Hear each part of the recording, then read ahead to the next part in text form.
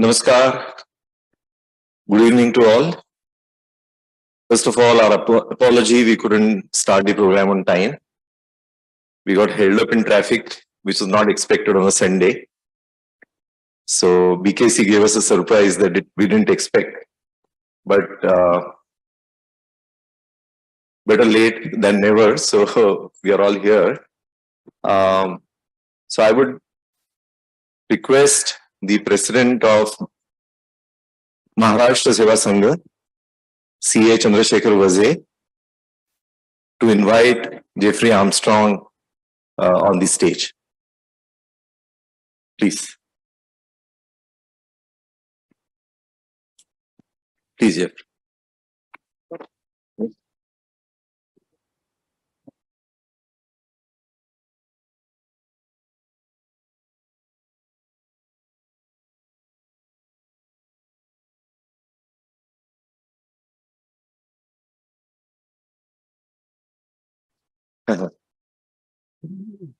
The format of this program is Jeffrey would speak for about 30 minutes and we would open up for conversation. In fact, yesterday we had a scare whether Jeffrey would be able to come to Mumbai. We had a program lined up in Vileparle today morning, one now and then a couple of more later this week. And then fortunately he's been able to make it. His voice is still not fully in shape, but he still remembers the day 19 years ago when at a short notice, Maharashtra Seva Sangh had put up a program like this together. And at a very short notice, this hall was completely full with a lot of youngsters that time. A lot of them were Sanskrit lovers. This time, we are on a Makar Sankranti day. And this was a Sunday, so I could convince them to come from western suburbs. Otherwise, you all know it's too tough to come on a weekday here.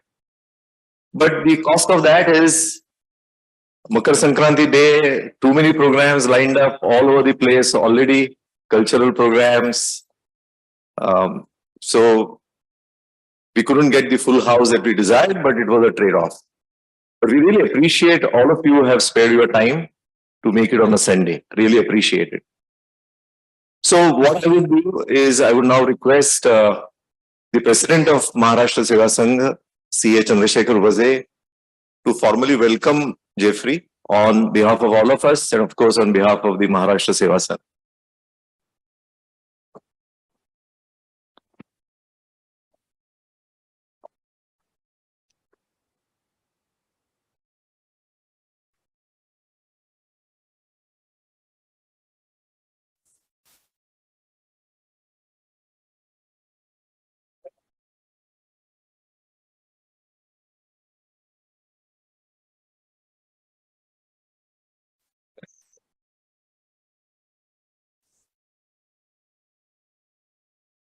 I'm sure as a part of his talk, Jeffrey will touch upon the book that he has very recently written about, which is the decolonized English translation of the Gita. But the topic which is given to him is, can Bharat again become the Vishwa Guru, or can Bharat again reclaim the position it had thousands of years ago? Before we request Jeffrey to share his thoughts, I'm going to request the President of Maharashtra Seva Sangh, eminent Chartered Accountant Chandrasekhar Vaze, to say a few words on the occasion, and then we'll request Jeffrey. Before that, I'll be formally introducing Jeffrey as well.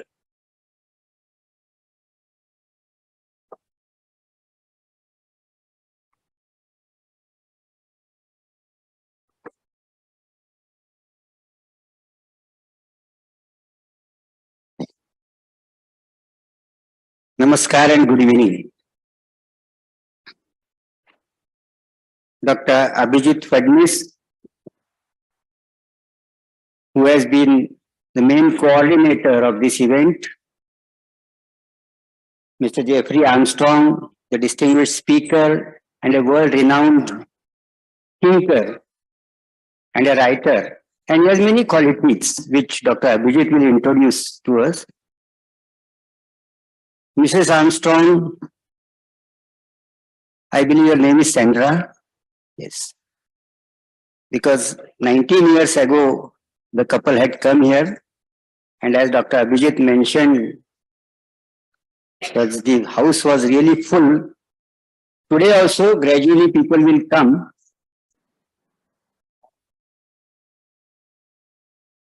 On behalf of Maharashtra Seva Sangh, I extend a very, very warm welcome to all of you. I believe all of you had tilgul at the entrance. Tilgul is the traditional sweets that generate heat in our body during this chilled season. Chilled climate for us, for the Americans or Canadians, perhaps this is not that chilled. But yes, we Bombayites feel that it is very chilled. Well, we are having a wonderful event today. The credit goes to Dr. Abhijit Fadnis, who himself deserves a very long introduction, but it will take at least 2 hours if I start introducing him. I also extend my sincere good wishes on behalf of Maharashtra Seva Sangh for the new year 2023 as well as the Makar Sankranti. About Maharashtra Seva Sangh, ours is an 85-year-old organization, very reputed social and cultural organization. It's full of events. We organize around 100 events every year. That means every week there are at least 2 events. And there's a great variety of events, variety of topics. There is consistency in organizing the programs. There's a discipline. It's a high quality programs, complete transparency in the operations, and therefore we enjoy a very rare degree of credibility among people. And that's a matter of pride to all of us. Well, we have music, we have dramatics, we have lectures, speeches like this. We have a very rich library containing about more than 40,000 books on various topics. It's a very rich collection of books. We have a women's section called a Maitri. We have Sanskrit. We have 10 to 12 different divisions which are dedicated to different topics. So we have Sanskrit department. Every year we write a fresh new drama and stage it for the state level competition. We have finance, we have health, we have science and technology, then mountaineering. We have Giri Mitra Sammelan, which is a unique feature all over the country here. And even the mountaineers from abroad also attend that function. Giri Mitra Sammelan is the, basically you can say, get together of all mountaineers and trekkers. Then we have a charitable dispensary. We have health section. We have, for guidance of the visually challenged students, we have a separate activity called Drishti Seva Kendra. And above all, we also work in collaboration with the armed forces. We have many lectures, presentations, and exhibitions. And similar activity, there is a replica of this institute at Airoli, Navi Mumbai. So there also similar events are organized. Today's event, as I mentioned, it's a very unique one. Mr. Armstrong, is a celebrity, and in various fields he has an expertise which Dr. Abhijit will introduce. But we cherish the memories of your speech which had taken place about 19 to 20 years ago. I must thank Mr. Armstrong for a very kind gesture because he has traveled all the way from Canada to enlighten us. So I am sure this event will be a very memorable event. All of you will not only enjoy this, but will also get enriched. For this, I must also thank Dr. Fadnis for his efforts, because for last 3 or 4 days, I think he has been continuously attending to Mr. Armstrong. And therefore, I wish all of you a wonderful evening, a very enriching experience. Thank you and Jai Hind. In fact, today's lecture, unlike in other events, we have normally in Marathi, but today we are having it in English. But I am sure that Mr. Armstrong is an expert in Sanskrit, and Marathi is very similar to Sanskrit. So next year he comes, he will speak in Marathi, I am sure. Thank you very much.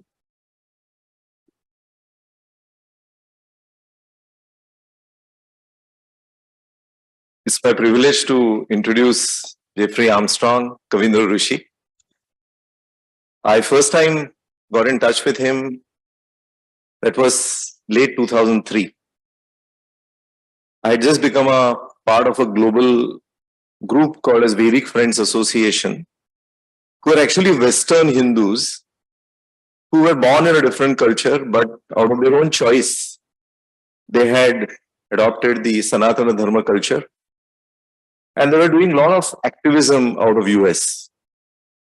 So I reached out to Shri Nandanandana Dasji, whose name was Stephen Knapp.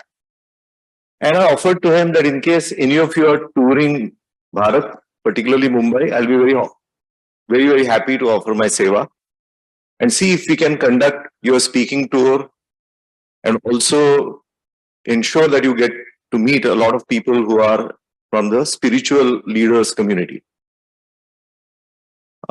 So Shri Nandanandana Dasji wrote back to me saying that he's definitely coming to Bharat, but his plan is to go to Nagaland. But he said, Kavindra Rishi will be touring Mumbai and see if you can host him. And the profile came to me. Once I saw the profile, I thought I had offered something which will be too much for me to handle. So first let me introduce him to you and then talk about some of the anecdotal aspects. Yeah, I'll stop, yes. I also want to give some relief to Jeffrey's. So when I read his resume, it was very impressive. 4 degrees from US universities in 4 different teams, right from English literature to comparative religions. Having headed the sales function of Apple in the Middle East, having acted as the spokesperson of the microcomputing industry out of the Silicon Valley.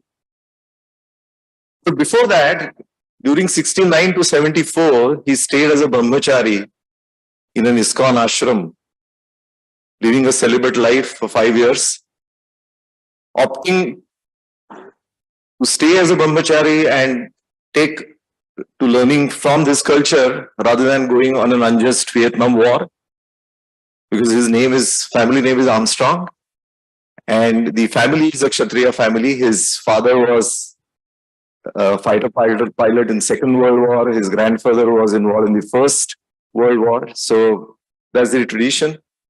And he was almost slated to go for the Vietnam War. But instead he decided to join Krishna's army rather than an unjust battle. And having stayed for 5 years as a brahmachari, he took to learning a lot of the Vedic wisdom. I don't have time to share all the anecdotal examples, but I'm going to share one, taking the liberty. After 5 years and a long corporate innings, after his Apple stint and involvement in the microprocessing industry, he took to a very different career, which was that of a corporate comedian, acting as master of ceremonies for Fortune 500 companies, where he was extremely well paid. He gave all that up in 1996 to completely devote his life to further learn about Vedic wisdom, to spread the Vedic wisdom to the best of his ability. So somebody who is a wrestler by training, a martial arts expert, is also a Vedic astrologer. So during his first visit, I got to know something which we were never taught in the school, but which is what Vedanga Jyotish considers, which is the motion of the Earth's axis itself. We have all learned about Earth rotating around its axis, Earth rotating around the sun, but we never had in our textbook the fact that the Earth's axis itself rotates, which is what the Vedanga Jyotish considers. That's what he told me that time.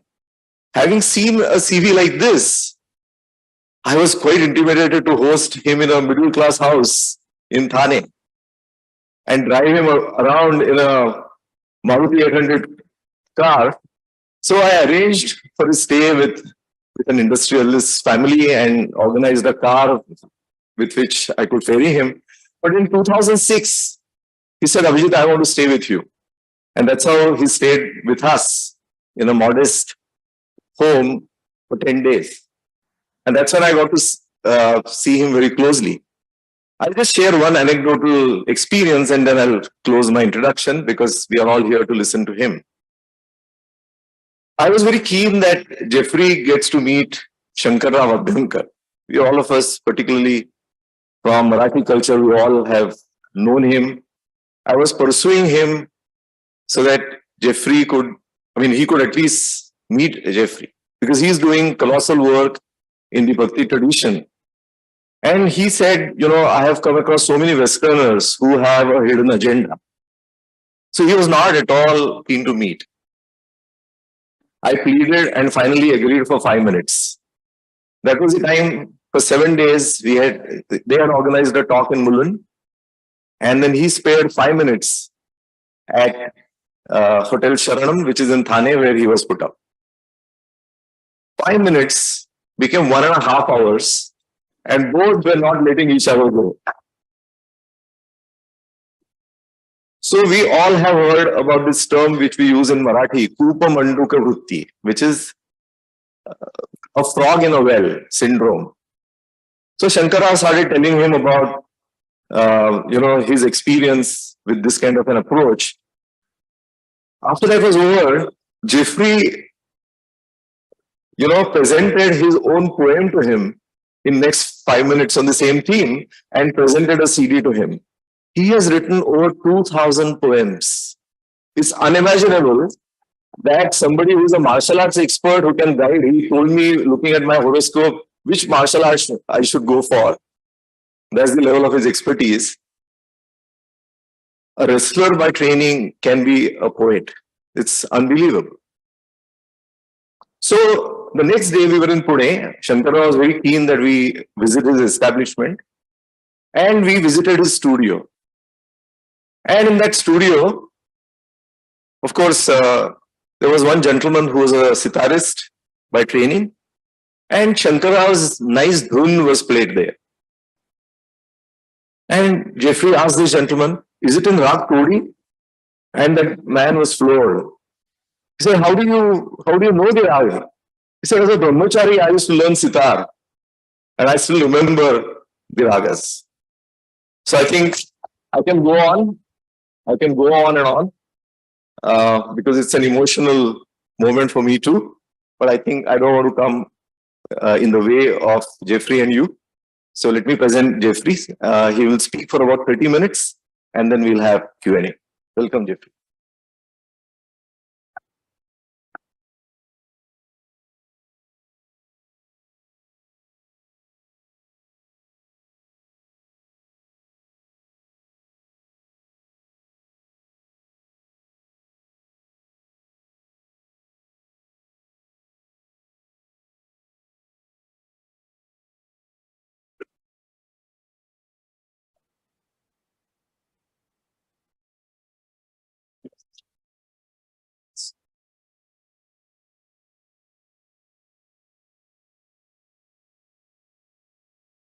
This is called bringing Ganga water to the Ganga. I was remade in the image of the Vedic culture by my gurus. But let me begin where I always do. Guru Brahma, Guru Vishnu. Like it, huh? Guru Devo Maheshvara. Guru Sakshat Parabrahma, Tasmai Shri Gurave Namaha. Vishva Guru. You already are Vishva Guru. But it is the inevitability of history and culture that the gunas are struggling all the time on the planet. Matsya Kurmavarahascha, Narasingho Chavamana, Ramo Rama Charamascha, Krishna Kalkir, Janardanaha. Sri Krishna appeared as the final avatar, except for Kalki, so as 9 out of the 10 Kalki comes and cleans up and we restart. But Bhagavan Sri Krishna comes at an appropriate time in history where Kali Yuga is just unfolding. Because I came in from the outside, it's very important, if I may say, that you not think badly of yourself because of Kali Yuga. You're the one that told everyone about it. You warned us all. This is Kali Yuga. It's going to be ugly. It's going to be messy.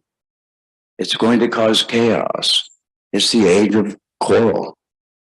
So, the first thing I want to say to you is, persons like myself have gone through this process, so you will see that the Vedic Vidya is still very much alive and is transforming the world. And that, therefore, some of us can act as inspiration and role models for your children. Because when a white guy from the West says he's a dedicated Hindu and bows to the culture, then they're going, I did that the last time too. I can't have water where my hands are. So it shows that the culture and the knowledge is very much alive. I made up a little saying about this recently, that during colonization, the British knew how wealthy you were, the crown and the jewel in their crown, weren't you? That's what an insult that is. You're the country we're pillaging right now, and we've taken your beauty and put it into our crown. But during that process, Lakshmi was stolen by the British. They didn't steal the Vidya, they stole Lakshmi. But they didn't know that wherever Lakshmi goes, Vishnu follows. So look at the world right now. Hundreds of millions of yoga practitioners all over the planet. Have you ever seen that happen with Christianity, with Islam, with Judaism, with anything? And look who the primary practitioners of yoga are. Females around the world. The reason is they've been disrespected. They haven't had a role model in the feminine divine. They haven't had a way of looking at themselves that was sacred. They were diminished. In America, they couldn't vote on their own property. But what they do have is a woman's intuition. They sensed in yoga an opportunity to readjust their embodiment, to change how they live in their body, and to have an identity that justifies them as divine in their physical as well as internal sense. Because there is no divine story about the feminine in any of the other civilizations except for the First Nations, the indigenous cultures, but not in those Abrahamic traditions. It's my way or the highway, Yahweh. It's by coercion. Female has nothing to do with it. Never mind, she just cooks in the kitchen. That's it. Really? This puzzle is that technology as we know it comes from Sanskrit. I worked for Apple Computer in the Silicon Valley. I worked for 18 years in Silicon Valley, and I studied it a little bit. You may not know this, but binary mathematics came from the Rig Veda. That was its source. And programming language. It means think. Could French be a programming language? Italian? No. English? Oh, no. Computer would go crazy. So what language is the most perfect language on our planet? Sanskrit. But I don't hear this coming from people like yourself enough. I don't hear you saying, Shiksha, Vyakarana, Nirukta, Chandas. These are the 6 Veda Angas, the limbs of the Veda. So you see, when you come in from the outside like I do, you need a reprogramming language. I'll take it one step further. Here's the term. You have been framed. You see it? Now, if there's a whole set of rules for framing and unframing. If you fight against a frame and say no, the frame gets stronger. When President of the US, Richard Nixon, was called a criminal, he got on TV and said, I am not a crook. And everyone knew he was. If you oppose a frame, it gets tighter. So you do not say no to it. You show what it really is. It's an opportunity to present who you really are, what your culture really is. And you're in the midst of that opportunity right now. In other words, and you know this, I'm sure you do that, opportunity, problems are opportunity. Either problems are something you can't cure or problems are opportunity. You're in the midst of a huge historical opportunity right now. And if you don't address it correctly, you will lose your children to this historical moment. In order to lead them, you have to have a stance, a posture, a perspective, a vision. So, whenever a guru gives you their grace, whenever they give you that gift that they carry, and I had 3, I had a Vedanta guru, I had a Jyotish guru, and then I had a Sanskrit guru. My professor of Sanskrit, Ramana Sharma, was a Benares Pandit's son. He had memorized all 4,000 rules of the Ashtadhyayi of Panini. He says something in Sanskrit, he'd say rule number 2,235, if this, then this, and that. So he knew Sanskrit. He was Pandita. I am not Pandita. I know some Sanskrit. But I know enough to be dangerous because I know what to do with it. Okay? So this brings us to something that I did recently. After many, many years, I didn't do it just to write a book. I'd already written about 8 books before I did this one. This isn't my book. This is our book. This is Bhagavan Sri Krishna. So there are no purports. There's no explanation of the verses in this book. That's not my place. Shankaracharya can do that. Ramanuja can do that. Madhva can do that. Not me. I'm just a servant. But I'm a servant who knows of Sanskrit to be dangerous, and I know English better than almost anyone. So we got to fix the problem. The problem is you've been trained by Macaulay and English to substitute incorrect Christian religious words for your own Vedic Vidya. Bhagavan is not God. And you'd be surprised to know what God is. If I said, what is the meaning of the word God really? You'd go, or you might say Bhagavan. But actually it's not. It's not a synonym. The word God is from the Sanskrit word hutam. Hutam. The smoke arising when the offering is placed in the mouth of Agni in the Agnihotra Yagya.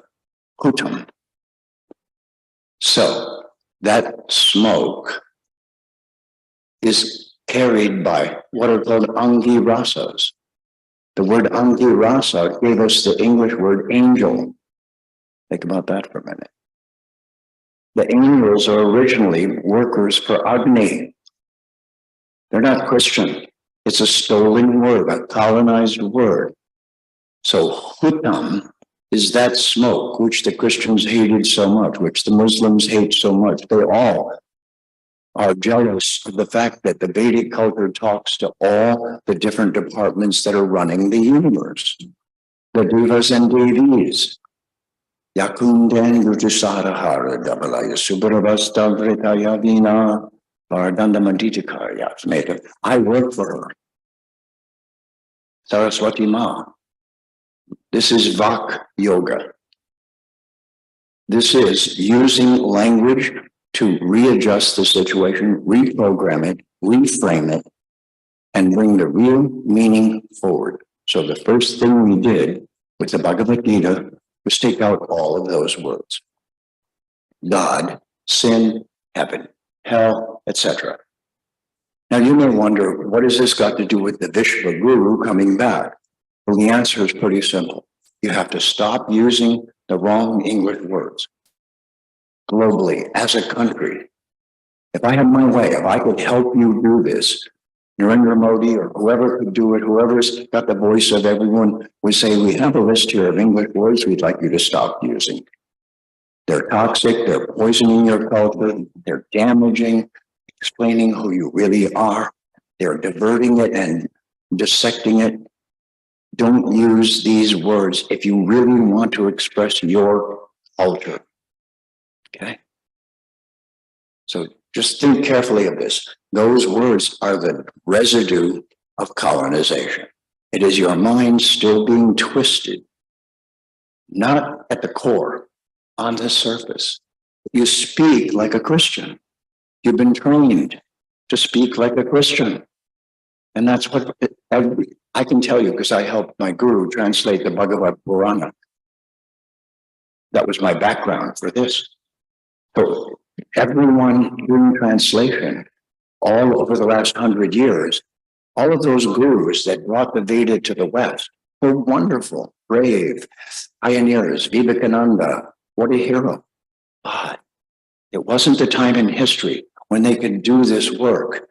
It was all they could do to take Bharat to the West and show their own dignity and their own intelligence and have people go, well, that's not what I expected. That's an interesting culture. So this is what happened up till now. And this is, as I said, Vishnu coming to the West. I'll tell you a funny story. At age 23, I went into my guru's ashram and I called my father to tell him it wasn't a good thing for him to hear.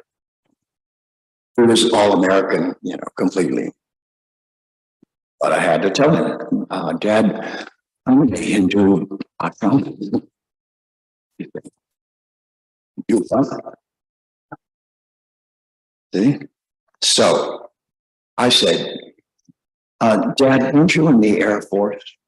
Because I had a question. Where did I come from? I said, you were in the Air Force during World War II, right? Yeah, he said.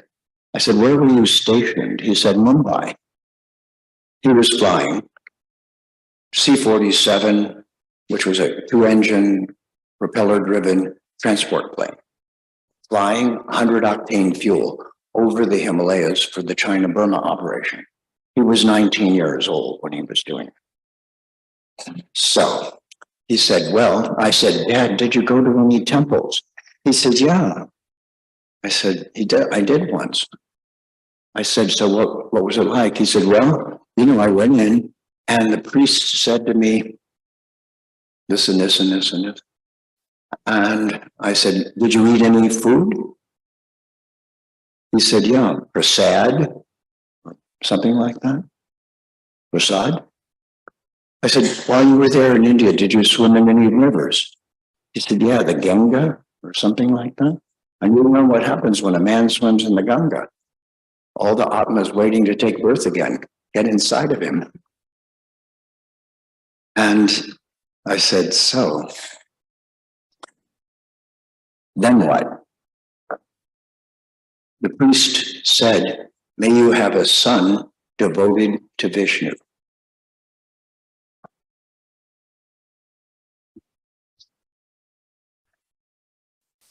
So this is going on in the background all the time. Bhagavan is making a plan. We need to understand it. We need to think like that. We need to think we're part of a strategic transformation. And often things have to get really bad before the medicine is welcome. But look, you have hundreds of millions of female yogis around the world. So what if we had a book that they could read easily? So I'm going to tell you what I think this really was meant to be. But one more thing. I talked about the 6 Veda Angas. You know, the top one is Jyotish. So Jyotish is one of the sciences. I'm a Jyotishi. So Jyotish is one of the sciences that shows us the connection to astronomy. There's a scholar named Nilesh Oak. Have you heard of Nilesh Oak? Look him up online. Nilesh's work has proven the history of the Ramayana, the Mahabharata, that they're 7,000 and 14,000 years old, that the Rig Veda is at least 21,000. He's proven it astronomical. This is remarkable. So the ice is breaking. It's melting. And so this process is what is next. Number 1, remove the colonizing English. If I can ask you, please don't forget this when you go home. Make this high on your list of things to do. Do not use colonizing English to describe your culture. Next, talk to someone like myself whose English is very specific, very precise. So you find out exactly which words to use and not to use to describe your culture. This is how I'm paying my debt back to my gurus. Together, we're going to rewrite history because we're now going to make this available. All right. And then the last of the 6 Veda Angas is Kalpa. Kalpa was misnamed pagan sacrifice by the Christians. It's not pagan sacrifice, it's science. It's the science of how Prakriti is working. Because the science was embedded in the relationship with the devas, and that's what the Agnihotra Yajna was. It's a constant connection between us and the laws of nature, personified by the devas and devis. They're not many gods. They're not gods at all. They're departments. Everything that's working, and the fact that we're here means departments of people everywhere and here are making it possible. So we should honor them and thank them. Similarly, the devas and devis are part of cosmic biodiversity. So what's the one thing then that is the toxin and missing vitamin in the whole world? Think about it before I say it. What do you think the most toxic problem of the world is? Here we go. Bhavanam janmanamante jnanavan mam prapadyate Vasudeva Sarvamiti Samahatma Sudurlabha. Chapter 7, verse 19, Bhagavad Gita. After many, many births in the pursuit of higher understanding, one finally comes to the conclusion, Vasudeva Sarvam Iti. So, this is a class. Life is a class. Death is final exams. When you talk to somebody, you should be asking yourself, what is their adhikari?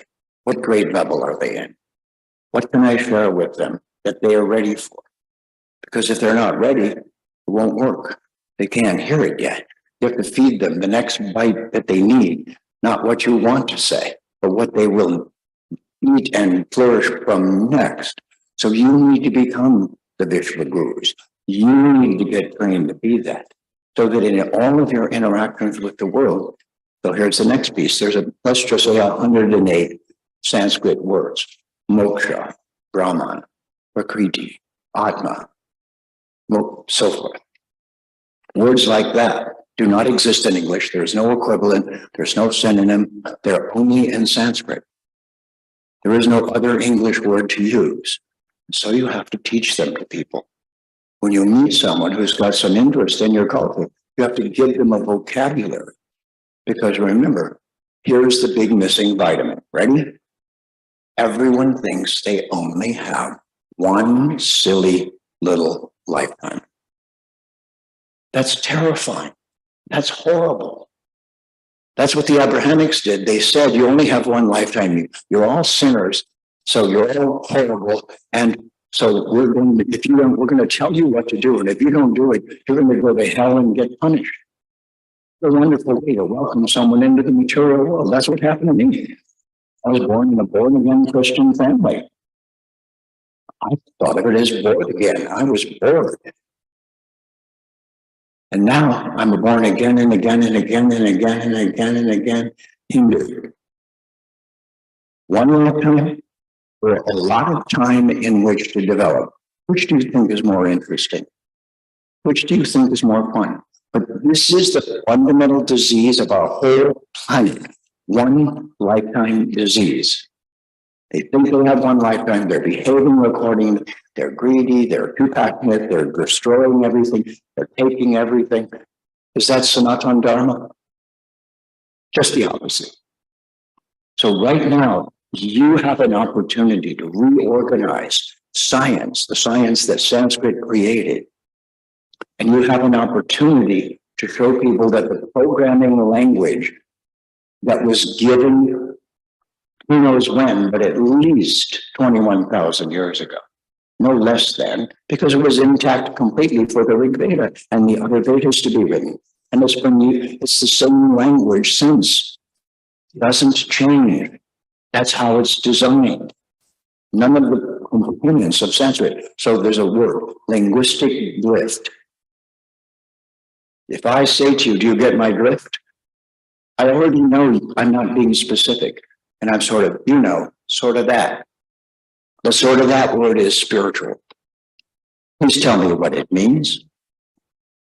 And I'll embarrass you. Yes, nobody knows. Spiritual means to breathe. Inspiration. That's it. So when somebody tells me they're spiritual, I say, that's interesting. I have no idea what you mean by that, but I'm glad you're breathing. It's a meaningless word. It has no meaning aside from breathing. Its use is, that stuff over there. What do we call that stuff over there in Sanskrit? Brahma. Brahma Vasanatmana Sochina Kankshati Samasarveshu Bhuteshu. Sanskrit. So, Sanskrit has to come to the foreground and become the new programming language for the planet, because it's already given rise to binary mathematics. We can already show our children that the technology as we know it came from Sanskrit. The technology as we know it is being used to colonize the planet. It's not being used to sustain the planet. And sustainability is the basis of the Vedic Vidya. It's the basis of Sanatana Dharma. It's to act in such a way that Mata Bhumi will still be here. And by the way, where does the word human come from? I'm glad you asked. Humus. The dirt on the ground is called humus. Now, here's a secret. If you just look at a word, and if maybe a letter was dropped, and maybe the word is a Sanskrit word with a dropped letter, you mean like bhumi, mata bhumi. Human is bhumi, bhuman. We're mata bhumi's children. So this means whatever we do should be between us and her. And we should say, I promise to honor my relations 7 generations back and protect my children 7 generations forward. You see, as Vishva gurus, you have to reassert the original programming language that is the most important one. You need to use that vocabulary. You need to throw out the Christian words that are colonizing and bring them together. Now, the 3 texts that all Vedantins must comment upon are the 10 Upanishads, the Vedanta Sutras of Veda Vyas, which were given during the time Krishna was on the ground. Vyasadeva wrote down the Vedas. So then those are the basis or the three pillars of Vedanta, and the Acharya has to comment on those three. Oh, I forgot one. Vedanta Sutras, 10 Principal Upanishads, and Bhagavad Gita. Anyone who wants to establish a sampradaya in the Vedic context, Swami Narayan Group did this a few years back. Their Acharya had the monks write a tika, commentary on those three Upanishads, Vedanta Sutras, and Bhagavad Gita. They were recognized internationally by Vedic scholars, and they became a sampradaya. So this is how it happens. But you see, you can't give your children the 10 Upanishads. It's overwhelming. You can't give them the Vedanta Sutras of Vyasadeva because it's too advanced. The user's manual for the Vedic Sanatana Dharma culture in the modern world in which we live, so that our root, Vishvaguru, our root, this is our Vishvaguru. Book is the Guru, and the Guru carries the book. The book becomes what the Guru is. The Guru simply says what's in the book and lives it. Yad yad acharati shreshtas, tatad evetaro janaha. So yat kamanam kurute, lokas tad anuvartate.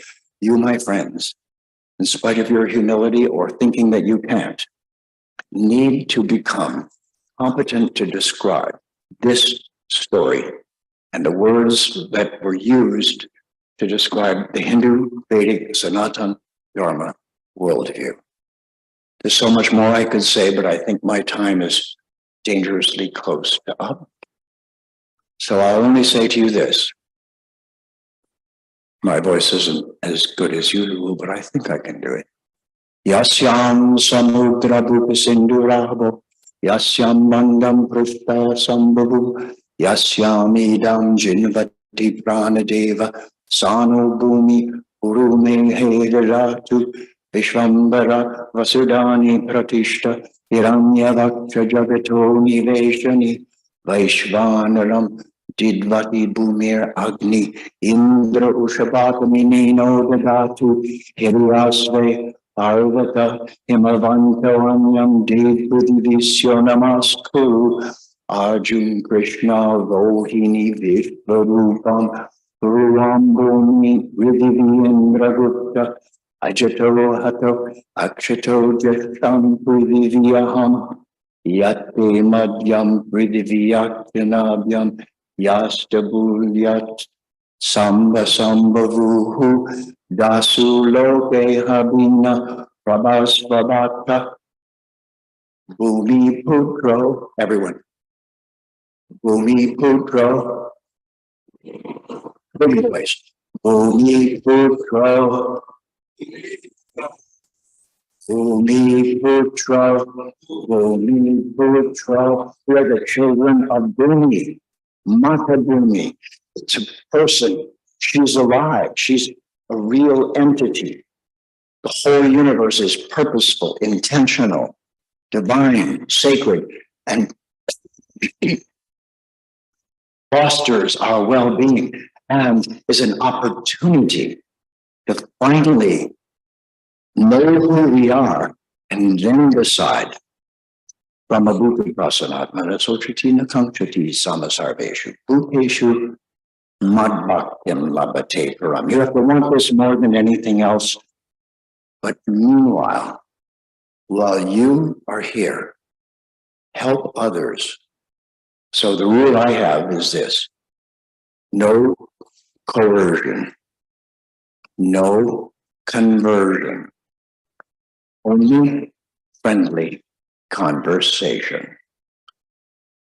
But whether it's this version or another, this is the user's manual for Kali Yuga. That's why Bhagavan Sri Krishna came, appeared as an avatar, and left this with Arjuna. And right now the world looks a lot like Kurukshetra, doesn't it? So what's missing is the Gita. The rest of Kurukshetra and worse is there. Thank you for this opportunity. Pranams, namaste, Jai Shri Krishna.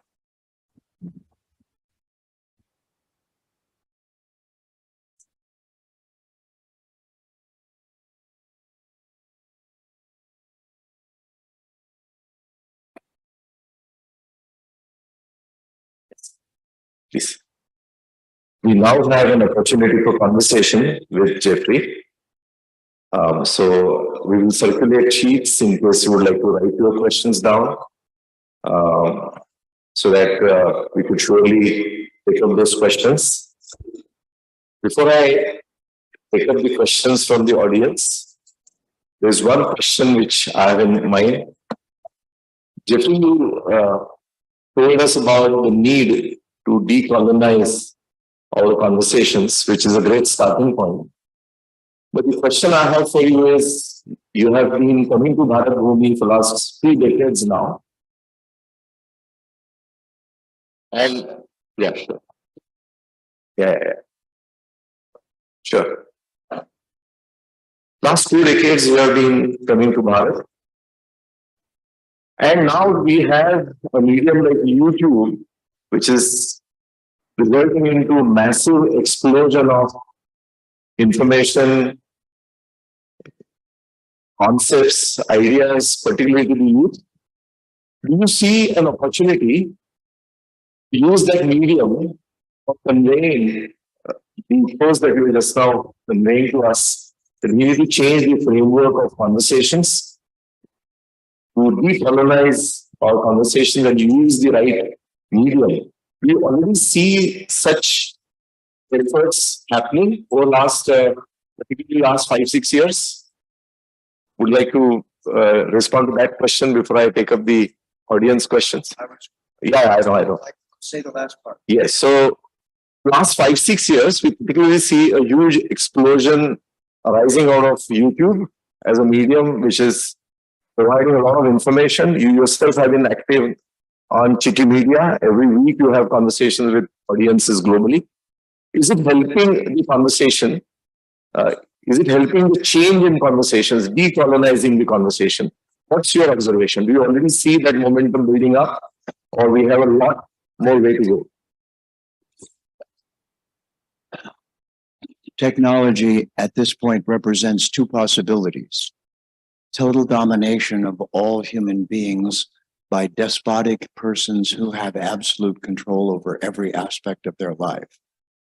That is now possible in a way that it was never possible before. This is all the more reason why the Sanatana Dharma and dharmic attitude toward life is so important. That if we don't take charge of technology and make sure that it doesn't become a total despot, then technology will become that. Because the greed of colonization hasn't stopped. It has gotten worse. What we're doing right now is a culture of extraction, taking everything from the planet that we can and using it now. And along with that comes the most dangerous weapons we've ever had in the hands of idiots, in the hands of people who don't care. So in this critical time, 2 things. That time must not contaminate your yoga practice, your meditation. You must not let that stop you from being in that pure state of connection to Brahman and to the being of your choice. Secondly, that conversation is something you need to learn to have, to speak about Mathabhumi. It wasn't an accident that I brought us to Mathabhumi because it's known as the bottom line. The bottom line is, if you as a culture don't do what you always did before, you're the only one who invented the term Bhumi, and from that came human. So humanity began in Bharata. So therefore, if there's a purpose you need to reinstate, it is be the one waving the flag, not of India, not of Hinduism, not of a culture that's political in the normal sense, but be the ones carrying the flag of Mathabhumi. The whole world will either show their colors and be Asura and say, I don't care, Or they'll say, look at those wonderful people who are actually saying the truth we need to hear right now about the danger to all of us at Matabhumi and life as we know it. We must not let technology lead us there. Thanks.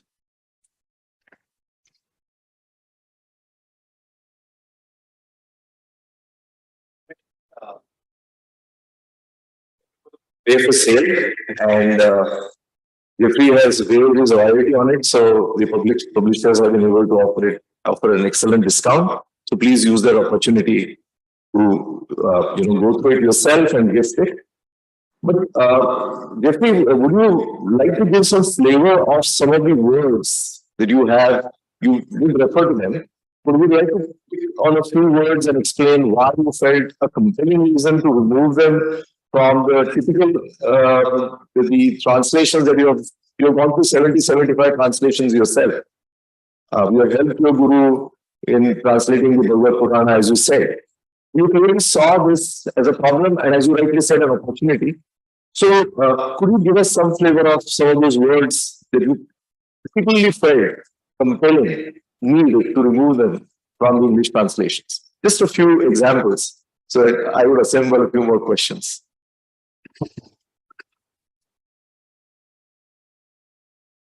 In medicine, the heart, sometimes called our ticker, tick, tick, tick, tick, tick, tick, tick, boom, boom, boom, boom. The doctor who takes care of your heart is called what? Anyone want to tell me? Just say it out loud. Heart doctor? Cardiologist? Yeah? Excellent, thank you. Cardiologist. Cardia is the Latin. Cardia. Now think about it for a moment. Do you think that might be a Sanskrit word hiding inside of English? How about Hridaya? The heart is called Haridaya. It means the couch of Hari, the place where Hari is sitting. Haridaya.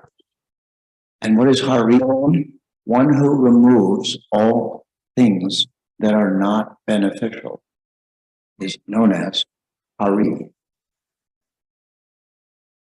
You see how that word is buried in English and no one knows it? How about this one? Heaven. I want to go to heaven. Oh, well, I can arrange that. That's easy. No problem. I've got a special way of doing that. You come to my house and I'll make you some oatmeal. You know, some cereal. And you'll go to heaven eating that oatmeal. Because in Old English, oatmeal is called Aven. A-V-E-N. And it comes from the Scottish, and where the Scottish lived above England, it was very cold and inhospitable. And the glaciers had scraped away most of the soil. So there were only a few crops that would grow there, and one of them was oats. Oats. And so they would grow the oats, they would come with a sickle, cut them down in a tall truck and a pitchfork, and they would throw the oats up into the truck, which was called Heaven the Aven, or heaven. Heaven is enough oatmeal for the winter. Now, do you think that heaven then is a synonym for Svargaloka? Does it mean the same thing? Is that what Svargaloka means? Enough oatmeal? No. It's a loka. Lokas. But the lokas are not even known in the Western civilization. So Svargaloka is where all the oatmeal is, right? No. It's heaven, right? No. These are the kind of words that are all through.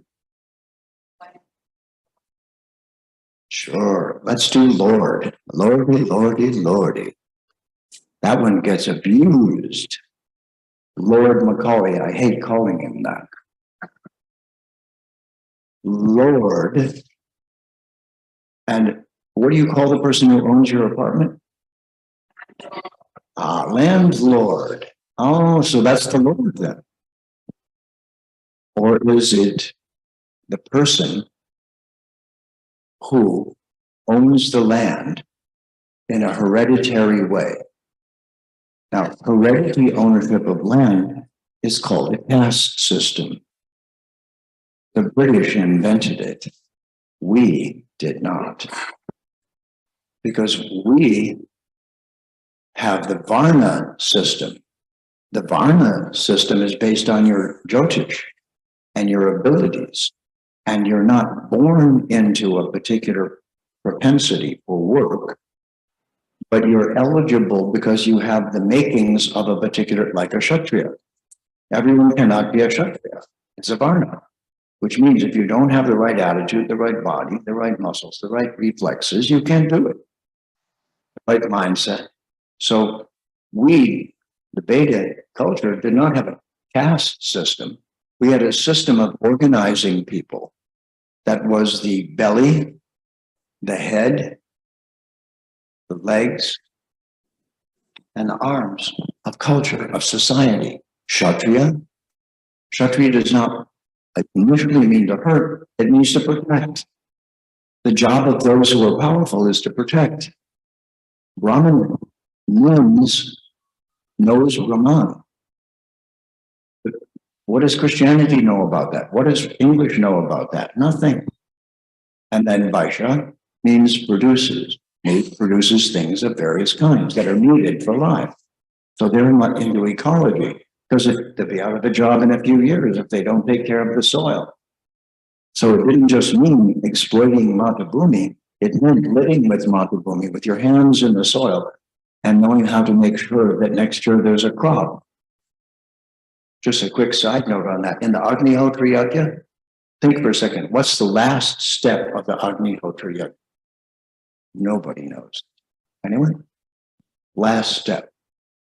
We see the wood that made the fire is filled with minerals.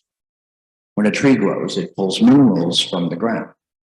Those minerals are in our food also. So, after the Agnihotra Yajna, and we say to the Devas, thank you, we promise to take care of the world on your behalf.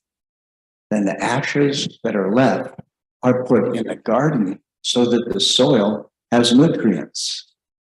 So it's recycling, it's ecology.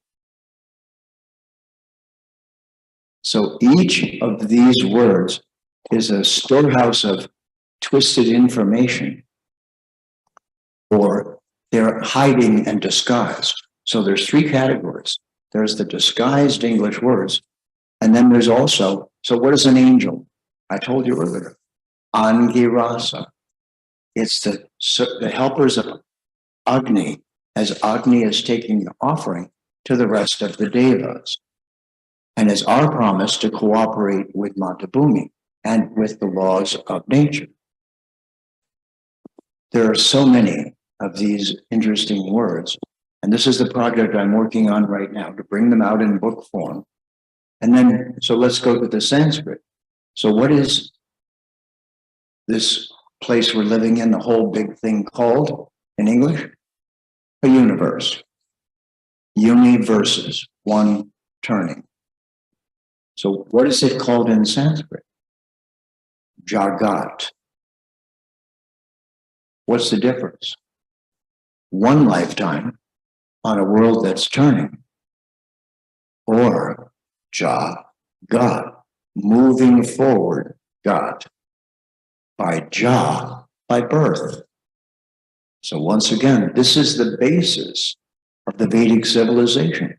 It's a Mahatma culture, not a Duratma culture. Mahatma Gandhi, I'm sorry to say, ruined the word Mahatma, because he gave the wrong advice for getting rid of the British. And he was just a coward. He was afraid to stand up, but Chandra Bose was not. And you see what happened to him. So now is the time for us to all together make a plan to get our language right, to reframe this conversation, to add Sanskrit words so that we can show them. So here's the other word, the Vedic world view. Just imagine if someone said, you described the auditorium you were in while the speaker was speaking. You'd say, well, it had drapes over there with gold at the top and white at the bottom, and this over here, and Nataraj over there, and this over here, and that over there. It's a worldview. So you give them a worldview. The Vedic Sanskrit has a world view of the reality that we're in the midst of. But I do not see people from Bharat using those words to describe themselves. Because kind of they're just going, we don't want to have this conversation, it's too difficult. It's not. Now is the time to have it. Thank you, Jeffrey. So you gave examples of millions of women having taken to yoga. Bharat is now asserting its soft power, but there is one question which has come. Is it also not time for Bharat to use its hard power than just the soft power? Because we see clearly a lot of energy is working against our civilization even now. You did make a reference to conversations instead of conversion, but we see conversions taking place in broad daylight, even in the modern times. So what do you think is the solution to that issue? Just soft power, or is there a need for hard talk and hard decisions? That's a great question. One of my favorite scenes in the Mahabharata. The Pandavas and Draupadi are about to go into exile. This was told to me by my professor of Sanskrit. It was taught to me. And so they were all going to go into the forest. And for 13 years, the 13th year incognito, they were now to stay away and not be involved in the politics of the culture and family and places that they were actually supposed to be. And so before they left, Yudhishthira was looking a little unhappy, and that's not normal for him. So Damya, the guru of the family, said to him, "What's wrong?" And he said, well, and Damya said, "I know you're not afraid. You're not afraid of anything. So something is bothering you." And Yudhishthira said, "Yes, because once we're out in the forest, we will no longer be able to feed people." The definition of a Kshatriya is someone who protects. And the first thing in protection is making sure the belly is full of healthy food, not McDonald's, not junk food, but healthy food. All Kshatriyas are to protect that first. So Damya said to him, "All right, I'm going to give you a mantra and a copper pot and the Akshar Patra, because you're going to drive it by the Akasha, by the Akshar. And I'm going to teach you," he said, "the 108 names of Surya, of the sun. And if you chant that mantra every day, the Akshaya Patra will make an unlimited amount of whatever Draupadi cooks in the morning. And it will be there all day." In other words, the pot will make an unlimited amount of food all day long. So an army runs on its belly. Surya Aryaman Bhagat Vastar Bhushan Arka Savita Ravi. Then my Sanskrit guru gave me the names. This happened because I said, I'm a white guy who became a Hindu. It's kind of lonely. There's not too many people like me. It's a bit lonely. I said, "I feel like I'm in exile." So he gave me the mantra, 108 names of the sun, that was given to Yudhishthira. And so I have been chanting that mantra ever since, every day, all the time, because I'm in exile. But so are you. So is your culture. And so we've got to start at the place where it's undeniable. Sandy and I, in Vancouver, Canada, have done something quite regularly over the last 20 years. We call it spud roll. A spud is English for a potato. We make baked potatoes wrapped in tinfoil. We take 500 or 1,000 of them out on the street with butter, sour cream, salt and pepper, plates. And we go to the poorest area of town where the slum is, where they're living on the streets, and we give them potatoes. And we would hear, God bless you, more times in one day than you've heard in your life. God bless you, God bless you, God bless you, God bless you. No one is taking care. So we've got to make a change. My point is that you cannot take back the Vishva Guru without having the Vishva Kshatriya. And that doesn't mean go fight. It means when you feed everyone and make sure that they're having a dignified life, and then find the correct occupation for them and help them achieve training in that. That is how you cure a social body. You don't do it politically. You do it by putting your money where your mouth is. Thank you. Thanks. I'm kind of combining two questions. We see a paradigm today that churches are getting empty in Europe. But here we see a lot of conversion activity on the other hand going on. At the same time, we also find people like you who have, out of choice, taken to Sanatana Dharma culture. What do you see are the main reasons why this trend is unfolding in Europe or in the US, where people are getting more interested in Sanatana Dharma culture? And one other question, related question, is that there is a lot of awareness among the Bharatiya youths today that yes, they have been disconnected from a treasure. There is a need to go back to it, start unfolding, opening that up. But they have their own responsibilities in career. They're quite busy with that. What are your suggestions? I mean, on one hand, kindly explain to us how the world is shifting towards the Sanatana Dharma culture as people like you represent. On the other hand, we clearly see a need among the Indian youth to take that up. How do you think, what are the daily steps they can take to move in that direction?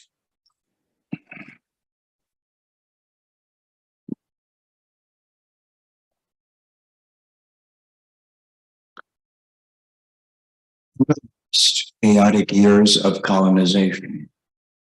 A lot of interesting things happen. There's a saying in the UK that for 300 years, the British colonized India with gunpowder. And in 50 years, India colonized England with curry powder. Because the English food is terrible. So you don't eat at an Indian restaurant in London, you get junk. Goes around, comes around. There's something missing. And just imagine that at some time in the past, let me ask you another question. What is the strongest hunger inside of you? What are you so hungry for that you can't get enough of it? I already know it's not being greedy and selfish, and you wouldn't be here. You already are adhikari and are driven by another hunger. What can I do with that hunger? That's the question that we've been asking from life to life. And when you really develop a relationship with Bhagavan, with Sri Bhagavan, you don't say, here's what I want. Give me the following. You say, please use me in Seva, in future lives, for as long as you want. Bring me back again and again, but make sure that I'm hungry only for you. So this is what you and I have in common. Skin doesn't matter at all. The hunger for Seva and Vedic Vidya and truly being of service, that is everything. It goes beyond religion. It goes beyond even Dharma. It becomes what we're really here for, is to see every living entity as valuable, and to the best of our ability, to arrange the world in such a way that they have dignity and that they have a life. And if we do this together, this will be the renaissance of the Hindu Vedic Sanatana Dharma culture. It's got to be very visibly making a difference in those who are suffering the most. We care. Next, the reasonable persons who have come back will hear the message, just as I did. I was so hungry for something, and I didn't know what it was until my guru came. I knew it wasn't present in Western civilization. It wasn't present in the Abrahamic religions, because they're Duratma. This is Mahatma. This is Mahatma. So that's the answer. You must be Mahatma. Don't think small for yourself. Your Atmas who've come back, you can choose to do amazing things. Your children will listen to you and look at what you're doing and saying. Now, here's one more thing. It might be, though, it's possible, I hope not, that your children were British in their last life and came back to be part of this drama. So this is the Mahatma worldview. You've got to take a big view or you'll stay small, small-minded, Duratma.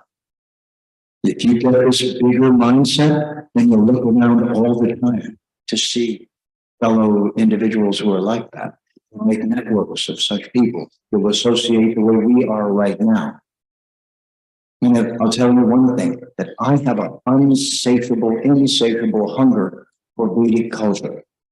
I cannot get enough, 24/7. Since I was 23, I'm 77. I want more. I want it every day. I chant mantras all day long. And there's no reason that any of us can't do that. And then you look at every situation and say, what can I do that's dharmic? What can I do to be of service? Thank you. You did bring forth one of the dimensions of difference in the Abrahamic traditions and the Sanatana Dharma culture, which is one lifetime versus many opportunities to go to this university, as you said. You have also been a Jyotishi. So I just want to blend these two things and ask you a question.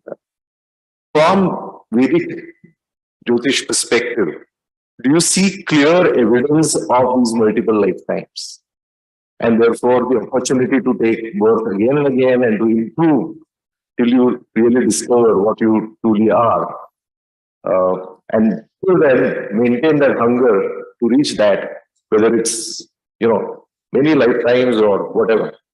So, would you like to blend these two things and give us also a Jyotish perspective to this in terms of your study, your guidance to so many thousands of people in terms of discovering their purpose of life, and this completely different paradigm of multiple opportunities? Interestingly enough, this question leads us to something that is the primary discussion of Vedanta.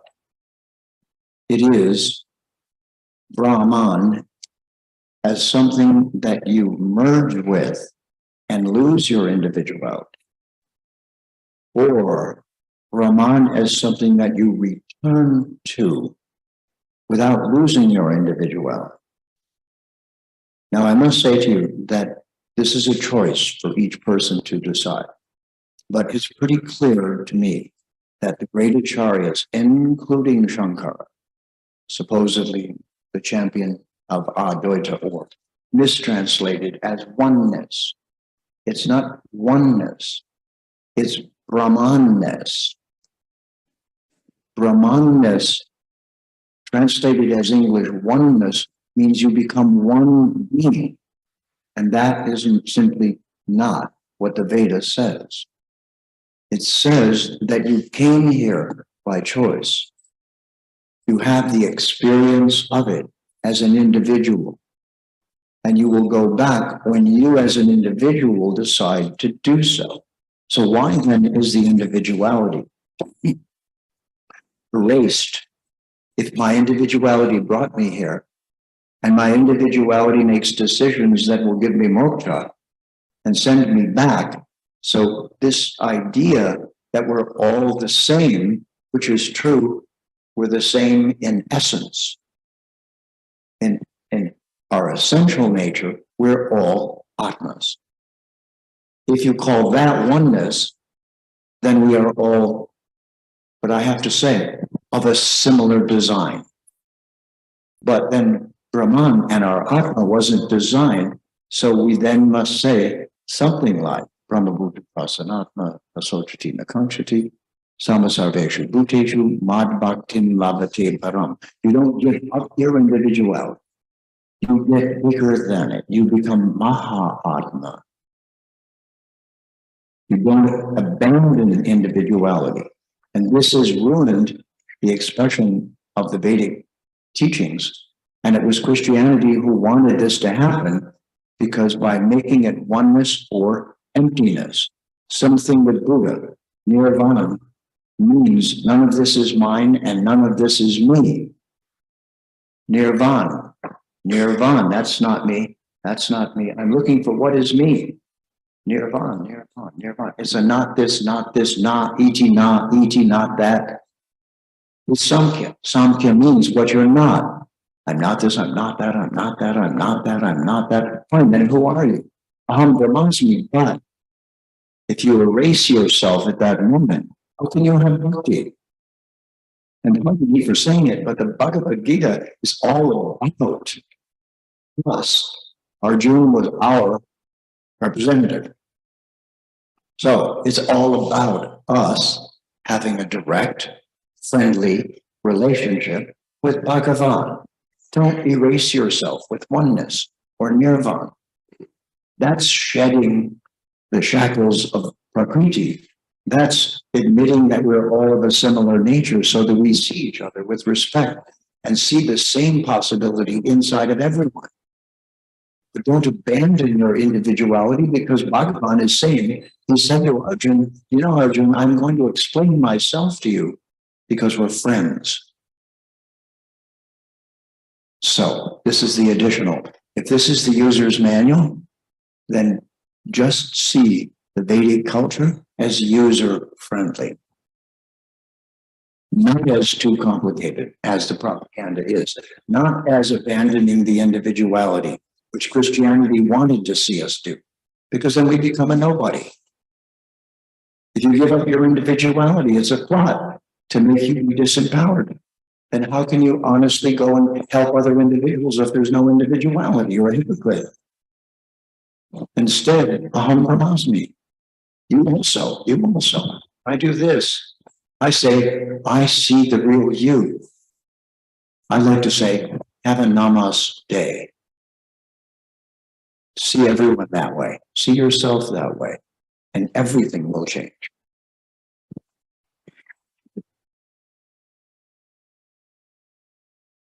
Jeffrey, yes, I think you answered in great detail, but one dimension I would like again bring you back to is your Jyotish dimension to this.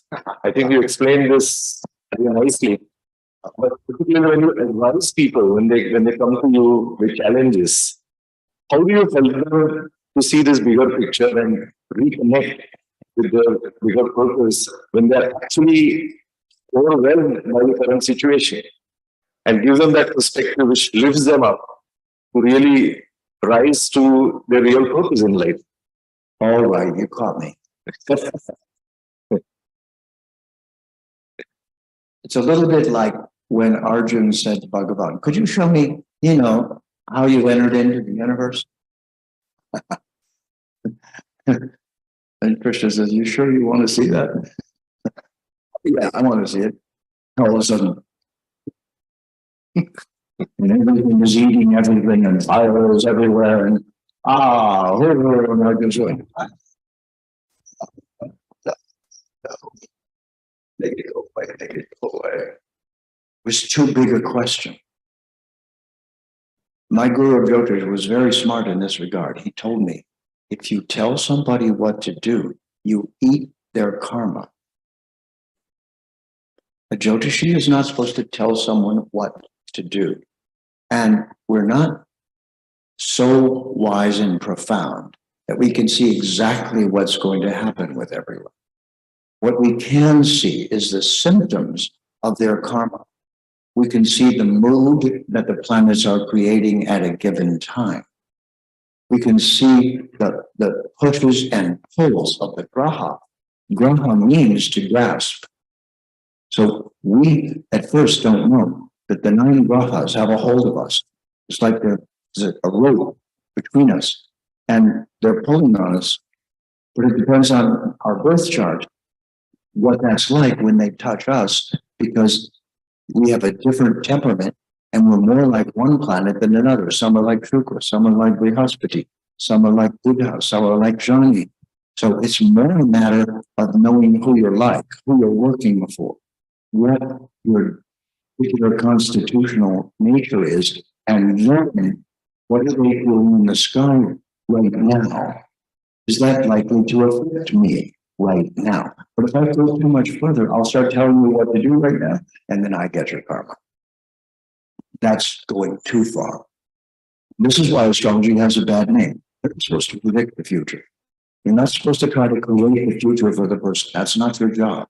You're supposed to help them face the future by understanding the present and by seeing the forces that are inside of them and outside of them, and being alert when those are changing so that they can observe for themselves.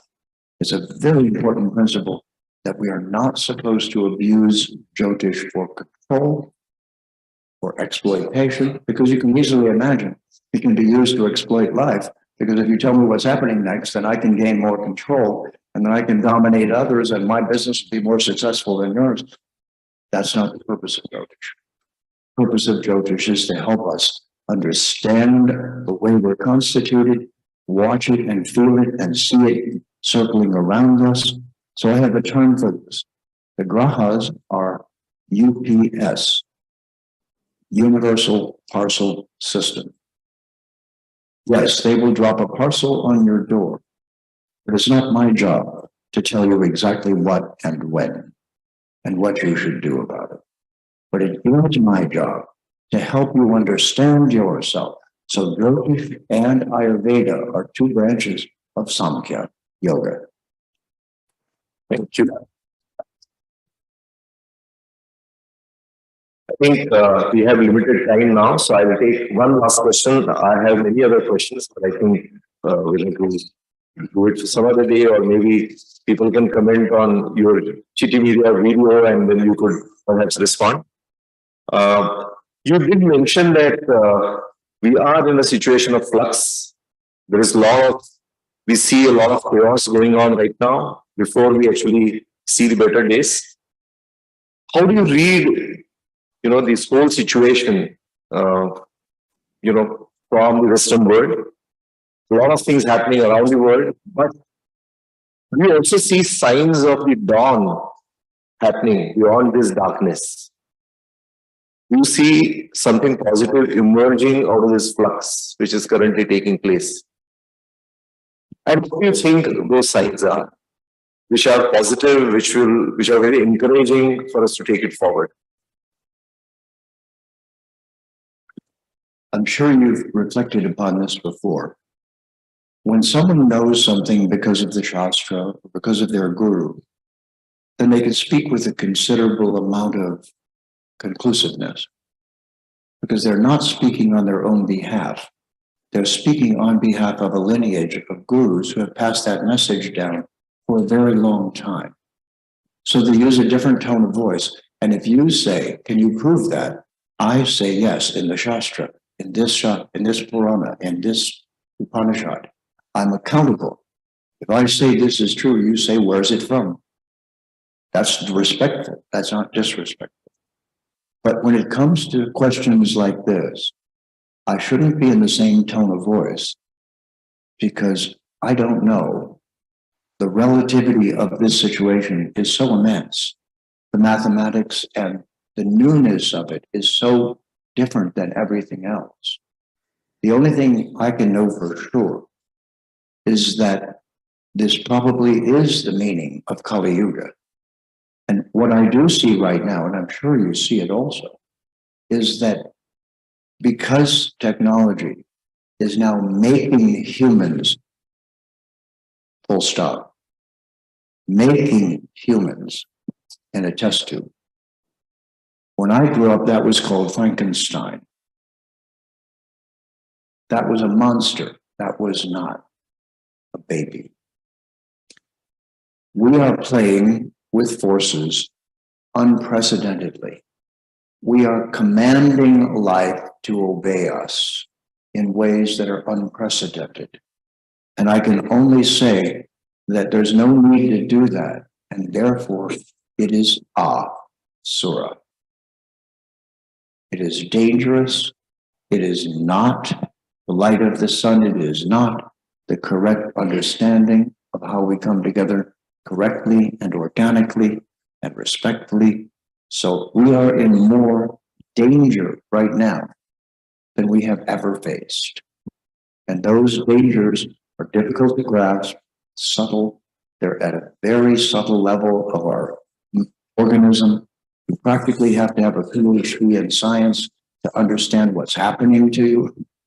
So I believe we should have a committee with scientific skills and yogic characteristics who look at these things and discuss them and point out their uses and their dangers and give us some idea of what those are, because it's way too much for each individual amongst us to really grasp and get the whole picture. So we need departments that do that. I was at such a university the other day.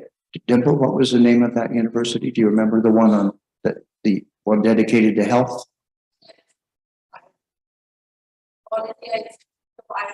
All India Institute of Ayurveda. Now, here's a good example of bringing allopathic medicine and its advances and dangers and degradations. So that's what we're saying. And Ayurvedic medicine and its categories and its more organic perspective. There is a place where both are useful, and there's a place where you become a monster. This is the gunas. We have to decide what is sattva. And now it's being challenged more than ever before.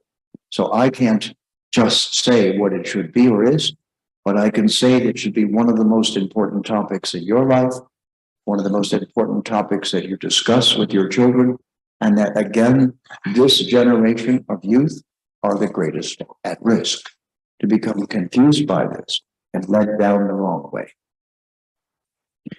Thank you, Jeffrey. I think we would really love to go on, but I think we have to honor time of yourself and the people here.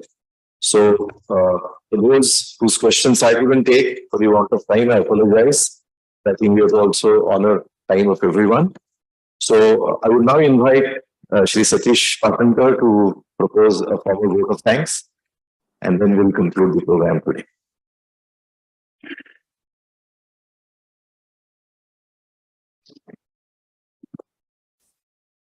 Before I come to the vote of thanks, with Abhijit's permission, I want to give an information and make some appeal to the audience, because I can see many new faces in the audience today who are not our regular visitors for various programs that we conduct. We have something called as WhatsApp membership, or we can call it as a green membership. All you have to do is fill up one form here in the office and pay some notional fees of 120 and become a WhatsApp member for the whole year. It's an annual membership through which you can, sitting at home, you get information of all the programs that we conduct over the year. There are almost 90 to 100 programs that we conduct in a year on various subjects, as already our president has mentioned in his initial speech. So I appeal to all of you, please do become a WhatsApp member and avail the benefit of getting information of our programs. Coming to the word of thanks, I may say that Mr. Jeffrey Armstrong must have picked up something far more valuable when he landed up in Bharat Bhumi than what Neil Armstrong did when he landed on the moon to pick up a handful of soil from home. And I feel very proud of not only my Bharat Bhumi, but also I'm really grateful on behalf of all of you to Mr. Jeffrey Armstrong for giving us this assumption that what Bharat Bhumi is to the world in today's scenario, especially with its all soft power. So thank you very much. And he has not only given us this assumption, but he has also given us the way to do it. More before I realized the importance of language, and probably many of you might have realized this point that the language comes with a whole lot of, what I should say, with a whole lot of culture, with a whole lot of background that is specific to that language. And any translation cannot transpire that legacy that the language carries with it. So that's a very valuable, I would say it's a takeaway for us that whenever we think of communicating our culture to the world, it is the language that really matters, because as we rightly pointed out, and all of us know that we are being taught by Macaulay and not by our own tradition and our own legacy. So in a way, somebody has reintroduced us to our own legacy, I would say. So thank you very much. And thank you, Mrs. Armstrong, also for joining this event here today. I must also thank Dr. Abhijit, who is our friend, our well-wisher, our mentor, and I'd say a family member of Maharashtra Seva Sangh. I really envy him because Maharashtra Seva Sangh is hosting Mr. Armstrong only for a couple of hours, but he has been hosting him for probably a couple of days, and it's the second time now. So I really envy him what a great pleasure he must be able to share and contribute with him. So thank you, Dr. Abhijit. And on behalf of Maharashtra Seva Sangh, I thank all of the audience for being here for this great event. Thank you very much. Yeah. Sorry. Okay. Some of you might be knowing Archit Gokhale, who is our volunteer of Vigyan Vibhag. He has designed his own, in his own way, Indian solar calendar, which you might be aware of, which is supposed to be one of the technically most correct, astronomically most correct calendar, which surpasses the Gregorian calendar, of course, in its correctness or precision. So Archit has specifically requested me to offer that calendar to Mr. Armstrong on behalf of all of us. I'm going to hand it over to him right now. It is not with me, but definitely when we go to office, we'll offer him that. So just for your own information, because this calendar is something that is our own Indian calendar, which has got the highest precision amongst all the calendars that we have all over the world. Thank you. Thank you, Satish. Mr. Armstrong wanted to gift a special copy of the Bhagavad Gita to Shri Chandrasekhar Vaze. So may I request Shri Vaze to come on the dais. And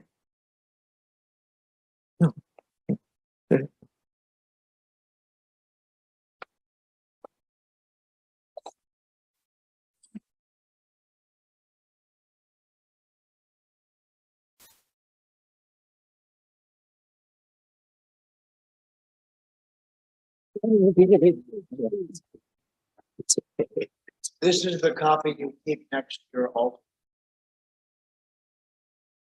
This is the one you take to work. And I'm so honored and pleased to have been able to be here at my meet you all. So thank you very much.